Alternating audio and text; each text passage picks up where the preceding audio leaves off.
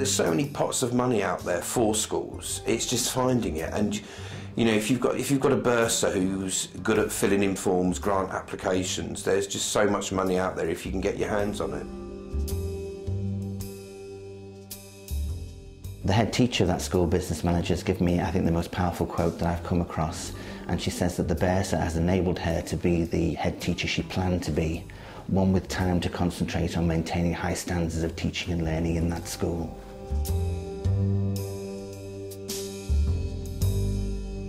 Having a bursar in the school to look after the business side enables the head to concentrate on the education of the children, which is what, of course, the school is all about.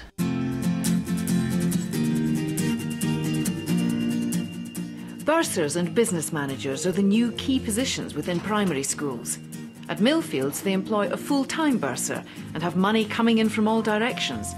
So much so, they even have their own hole in the wall. This machine is called a Transact machine. It's brand new at Millfields. It's a new way of paying for our children's dinner money. It's a lot less hassle for the office, and parents can come in at any time. The cover is off the machine from 6:30 in the morning till 6:30 at night. So parents come in whenever and just top up the children's accounts on a daily basis. If you're managing a large school like Millfields and you employ a full-time bursar, you'll recognise the importance of a close working relationship between head teacher and bursar. So if you look at the government, that is what they're trying to encourage schools to do.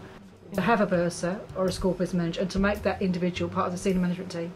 Because it's a key role. And to recognise the key role they play in the school. And we're responsible for public money. I mean, we're responsible for 3 million nearly. It's more than that now. This year's more than that. Nearly 4 million. And, you know, it is a legal requirement. Traditionally, this was a role that might have been taken by your school secretary, but now there are several options available to you. There are a number of models in primary schools. Often it's the head teacher that takes all the financial responsibility with the support of a secretary or a PA. Some buy-in support from the local LEA on financial matters, and others have what I would describe as a full school business manager role, where there's a school business manager in the school providing all that support for the head teacher.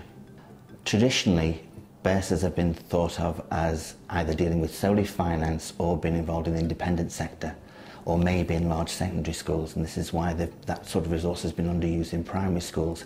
With the remodelling agenda and the school workforce reforms, it's important that all school resources are used to their maximum, and that's where the school business manager role really comes into effect, especially in primary schools where it's not often been a traditional role. If the thought of employing a full-time bursar sounds rather expensive, there's no doubt that schools like Millfields are proving that the money a bursar can save and attract can dramatically reduce that cost. Millfields is a very large school. It was a school that I amalgamated. It has grown. It now is an extended day school. It's going to be a children's centre. It has an autistic base. It is a community centre, it has adult learning, and so you can understand how big it's got and how much money we bring in. Therefore it was very necessary for me to have a school business manager. I couldn't manage it myself because I haven't got training in finance as such, and that's when nearly 4 years ago we appointed Barbara Grimm as our school business manager. Initially when I joined Millfields, it was a matter of addressing all the issues that the school faced in terms of finance and payroll and personnel and administration, which I did, and now it's a matter of continually being on the lookout for new initiatives and innovations that can take the school forward and improve the school. And more recently I've compiled a 5-year financial strategic management plan to make sure that the school is viable now and will be viable for the foreseeable future.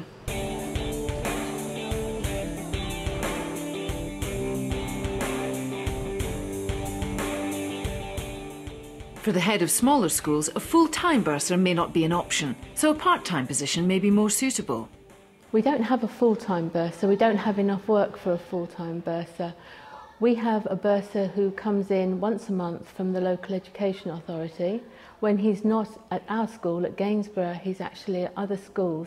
In this way, I suppose it's a bit like sharing a bursar between us, but we pay a few thousand for our service level agreement for him to visit us once a month. I remember the bursar service. We deal with the majority of primary schools and nursery schools. Our main role is to deal with personnel queries, journals. Following that, we deal with any budget problems that the head teachers have, and we deal with them. I applied for the headship at Gainsborough and I came for the interview in October. I knew that Gainsborough was a school in special measures when I applied for it, but what I didn't know was that the day before the interview the budget had actually been removed, delegation had been removed from the school, which meant that the authority had control of the budget. The bursar service provided by LEAs is usually available to you at a small fee and can help free up your time without relinquishing your control of the budget completely. Going down this route is an option for all primary schools, but sometimes the decision is taken out of your hands. One of the things that deputy heads are short of is training on managing the budget. So although removal of delegation could have been a problem, it wasn't a problem, it worked out to be an advantage. What it did mean really was that I actually had somebody from the LEA coming down and working alongside me on the budget. It wasn't totally taken away and done by them. I still had some kind of responsibility, but I had the cushioning that they could provide. So there's enough in there for 40 weeks, which is pretty good. I prepare a financial report for the governors, and Danny comes in before the governing body meeting and about the time that I'm writing the financial report, so that all of the financial information is up to date. I think the most important thing that Danny does, as far as I'm concerned, when he comes in, is he kind of reinforces how much money there is left. I live in fear of being vastly overspent, and my first question when I speak to Danny is everything all right? And if everything's all right, I'm happy. Often small schools feel that they can't afford to have a bursar because the resources are so scarce. But as well as a bursar being able to attract funding and make savings in the school, there's also central support in the Standards Fund in the School Development Grant with £279 million to support staff salaries and small schools. Sudburn is a small primary school in Brixton where the head teacher keeps firm control over the budget. No, we've only got 20 vacancies. I mean, I tend to make the day-to-day financial decisions, certainly on small amounts of money and ordering and stuff. Big expenditure I would put through the governing body, and in fact the governing body have limits to what I can spend, and then I have to ask for their approval on that kind of thing. When I took over as a head, it was the one thing that really frightened me was finance. You know, I got a phone call to say, can you be the head tomorrow? And can you set a budget? And I'd had no financial training, and you know, you can get away with most things, I think, in education. But finance is the one I always thought, well, if you get it wrong, they're going to sack you. So it was the one where I thought, no, I need to brush up on this. And in fact, it was one of my performance management targets. And now I do feel quite confident in the finance. I tend to set the budget by myself using an Excel spreadsheet and tend not to ask for outside help on that. I'm not sure whether a school our size, we're going to be a two-form entry school, really warrants a full-time bursar. But I can see the attraction of schools forming little clusters and maybe employing one bursar.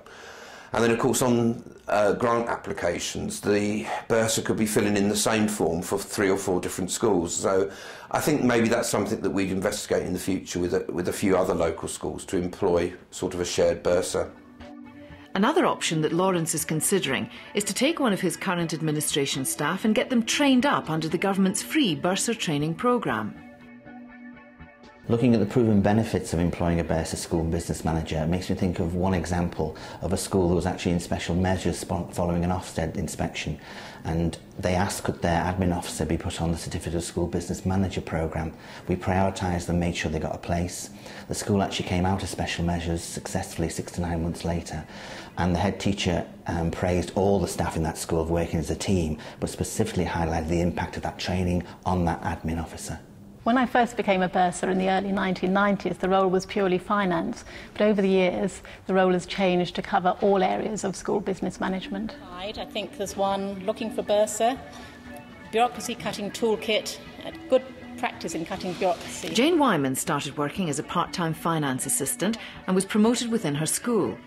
She's now a full-time bursar and is a council member of the National Bursars. Date in your diary for 10th of March. I think you'll find it's very useful. I'll probably get another speaker as well, but that's how it lines up at the moment. My role covers premises management, facilities management, which is catering and cleaning, IT management, human resources, as well as administration and finance. Some people think that bursars aren't necessary in primary schools, but in fact we carry out the same business management as secondary schools, and it's necessary for a bursar to assist the head with these functions to enable her to have time to look after the education of the children. The Bursar Development Programme is central to the remodelling agenda about making the most of all school resources and working smarter, not harder. There's a number of examples of people who have been on the training with the National College. There's one particular bursar who started off collecting dinner money and is now the project manager of a £2.5 million building project in a small primary school. Skills audits can often be very useful because people have skills that they use outside schools that could then benefit the school. Another example is a bursar who was first employed to greet people and answer the phone and has now moved on to a full supporting role for that head teacher. Many heads and governors often look at the pitfalls of employing a school business manager. I would tend to look at it at the pitfalls if you don't employ someone. Many heads feel that they need to be in control of the financial aspect because nearly every programme or policy has a financial implication. But if you have somebody who's trained in that, they'll be able to give the head teacher the best information possible to make the best decisions for the school.